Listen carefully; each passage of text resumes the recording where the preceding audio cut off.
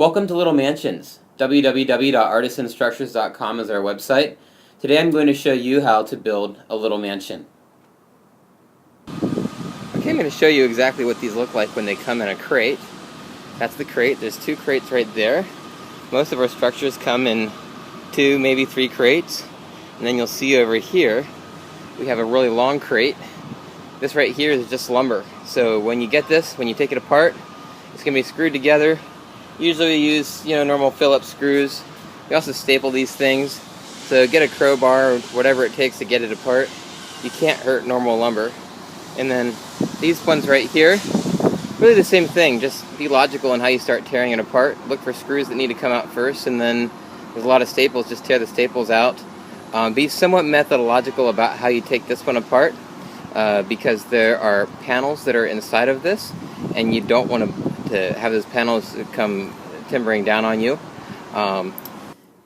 Here's a diagram of one of our structures. As you can see, rather than use the words left, right, front, back, we use A, B, C, and D. We go around the structure clockwise. We also name each panel with a number, so A1, A2, A3, A4, etc.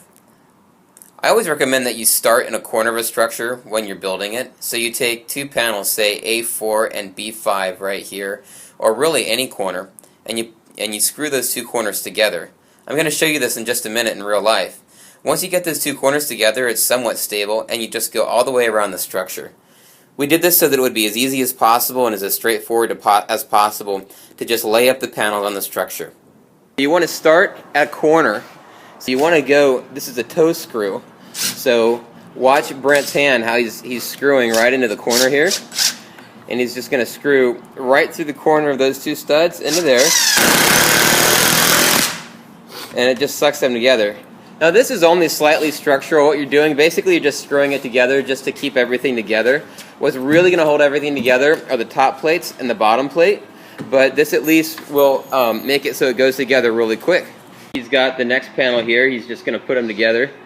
Real simple. Exactly the same thing. Literally this whole setup here is going to take us about 15 minutes to put the entire thing together. Okay, we've gotten to the front panels. Brent is bringing out the first of the front panels. Now here's what's you need to note about the front panels is that every single one of them is different. This one has a wide spot on the right side and it's narrow on the left side. That right there makes that front connection right there, just like Brent's putting that together. So the next one is going to be the door frame, or you can actually interchange the door frame with any of the panels that you want. And then after that will be a middle panel, and then the left panel is going to be exactly like the right panel, except for it's going to be flipped. So this is the one place where you want to make sure that the right panel goes in the right place. This right here is the door panel. This is the really skinny panel, and it has the door frame inside of it. So this is going to be super simple. All you have to do is just screw through this on one side and screw through it on the other side. Panel here. This is your other inside panel. This panel, you can interchange it with the door panel. So if you want your door to be more towards the left or more towards the right, that's up to you. You see the difference between this panel and the end panels is that both of the sides of this panel are exactly the same. So I'm going to come over here, I'm going to show you how Brent's going to go ahead and screw it together. So he's going to hold it, and he's just screwing it, rather than toe screwing it, he's just going straight from the inside of that door panel, and he's just screwing it in there. Just like that. He's going to put one in the middle, one at the top, one at the bottom. Alright, so Brent's actually going to toe screw this one from the outside. This is your outside corner. He climbed up here on top of a table and screwed it from there. Simply because you've got those windows, you'll have those window stops in there, so you're not going to have anywhere to screw, so just screw from the top, it'll be fine. And then I'm going to screw here on the bottom like we did. Okay, so this is kind of a bird's eye view. The next step is to do the top plates. And I want to show you what the top plates are going to do. These are lapping top plates, and they tie the entire thing together. So this right here is the front corner. So this is where the front left side meets the left side. So that would be the A panel meets the B panel. And this right here is going to get covered up by a top plate. the top plate's going to get nailed into this one right here, and it's going to get nailed into this one as well. And by getting nailed into those two, it's going to tie the entire thing together. That's the purpose of a top plate, as well as giving it some extra strength. Okay, let me show you this right here. So these are the two panels where they meet, and the top plate goes right over those two panels like that.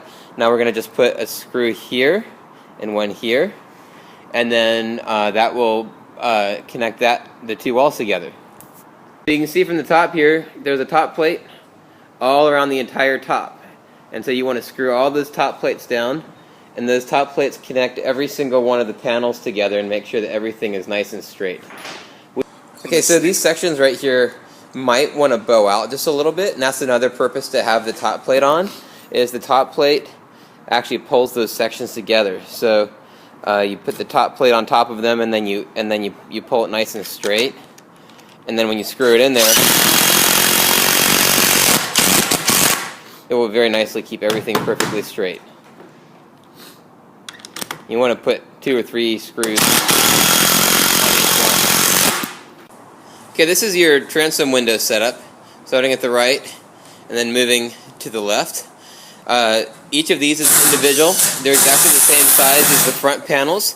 So as you can see, the panel on the very far right has kind of a little thicker section, and then it has this little nub that sticks up like that, and then you go to the panel on the very far left, and it looks exactly the same. Those hold the header in. There's going to be a big 4x4 header that goes over all that entire expanse right there. So the main thing is just make sure that the right one goes on top of the right one, and then once you're done with that, you're going to put a header on top. And there you go, there's your transoms all lined up. So right on top of those, we're now going to put the header, which is just a 4x4 board that goes on top of that. You want to screw your header from the outside. See where Brent is? You're screwing that outside right there so it holds it from the outside. And we broke the header up into 2 pieces. That's the first half of the header. And the second half is down there. Okay, just wanted to show you one other thing. We're not going to actually do this for purposes of temping this out, but you can see right here how the wall is just bowed out a little bit, and then there's the header. Actually, Brendan's going to do it. So you want to do exactly the same thing that you did with the top plates, and you want to put a screw right there so that the header will straighten out that wall. So see, Brent's now going to pull the wall in a little bit. It's going to be a little bit different for you because you're going to have glass in that window, so you can't be putting screwdrivers through the window, but now it's nice and even. Just like that. And then you're also going to want to do, you can see that side's still crooked, you're just going to pull that one straight. Here is your rafter. That right there is what you call a bird's mouth.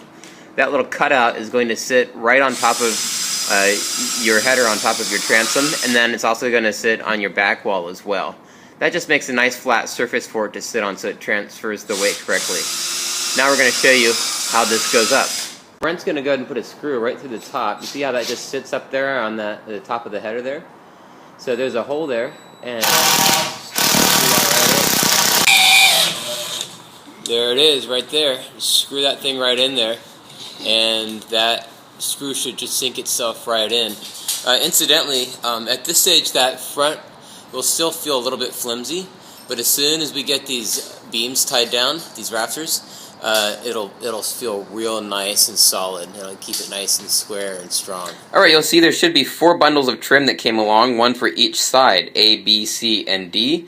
They're wrapped in plastic, and they should all have the letter of the side on them.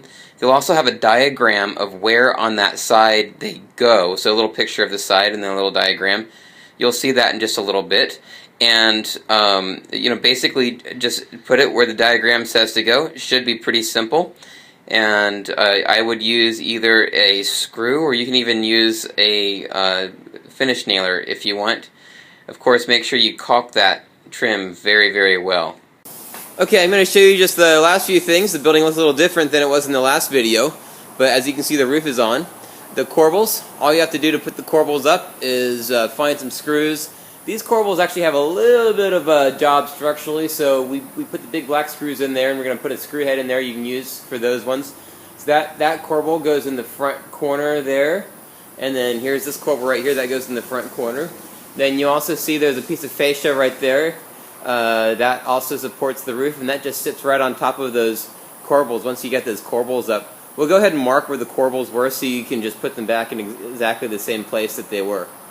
This right here is your fan box. We did the best we could without actually having the real fan here. But all you have to do is just screw that thing in, screw it a couple times in the top, screw it a couple times in the bottom, and then we're going to go ahead and leave that polycarbonate uncut and let you cut it out just in case the fan comes and the size is different than what we thought it was. Okay, see that board that goes right up across the top? It's just above the corbels. That's the skip sheeting, and there's going to be 6 rows of that, so a total of 12 pieces of skip sheeting because we split them in half in the middle. The studs on the left side, so that stud right there, and the ones on the right side, which would be that one right there, are different sizes, and we've clearly marked them. The reason they're different sizes is because the door panel is a different size from the rest of the panels. So you just want to make sure that you know there's a left and there's a right. You want to put a row of skip sheeting right there up at the top, and then you want to put your next row, you want to do it right above the bird blocks, which I'm going to show you a picture of those in just a minute, which is just directly above the framing for the front. And then you're going to want to put the rest of your skip sheeting just evenly spaced right on your rafters, and then of course one last row on your back wall. Here is holding a bird block that's clearly marked as to where it goes. There's a different bird block for each of the panels because the front panels are all different sizes, so you just slide that right in there, and then you just toe screw it right in, and that's your bird block. And then of course your skip sheeting just goes right on top of that, and that should create a nice little seal, and then your polycarbonate roof goes on top of that. So also take note, is really, you can't actually tell this, but it's the truth, that the front panels are slightly different sizes, but the back panels are all the same size. So what that means is that in the front, you have a rafter that goes exactly over each post, just like that. Such is not the case in the back. They're not going to go exactly over the post in the back because the spacing is just slightly different. But if you put the bird blocks, if you line them up exactly right, you won't even have to measure. They'll go just exactly the way they should be. And this right here is how we've marked the bird block, so you'll see that right there. So this bird block right here says, there you go, there's 2 of them. See, there's a bird block back right there, and that just shows your back left-hand side, and that right there is your bird block. If it doesn't say back, well, that one says front, so that just shows you it's your front left-hand side. So if you're doing left and right on those bird blocks, what that means is that you're standing looking at the structure, and it's on your left as you're standing looking at the structure from this view right here.